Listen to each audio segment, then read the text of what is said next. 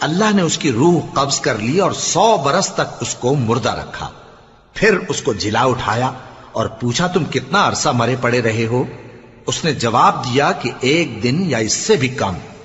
اللہ نے فرمایا نہیں بلکہ 100 برس مرے رہے ہو. اور اپنے کھانے پینے کی چیزوں کو دیکھو کہ اتنی مدت میں مطلق سڑی بسی نہیں، اور اپنے گدھے کو بھی دیکھو جو مرا پڑا ہے. غرض ان باتوں سے یہ ہے کہ ہم تم کو لوگوں کے لیے اپنی قدرت کی نشانی بنائیں. اور ہاں، گدھے کی ہڈیوں کو دیکھو کہ ہم ان کو کس طرح جوڑے دیتے اور ان پر کس طرح گوشت پوست چڑھائے دیتے ہیں. جب یہ واقعات اس کے مشاہدے میں آئے تو بول اٹھا کہ میں یقین کرتا ہوں کہ اللہ ہر چیز پر قادر ہے. اور جب ابراہیم نے اللہ سے عرض کیا کہ اے پروردگار مجھے دکھا کہ تو مردوں کو کیوں کر زندہ کرے گا، اللہ نے فرمایا کیا تم نے اس بات کا یقین نہیں کیا؟ انہوں نے کہا کیوں نہیں، لیکن میں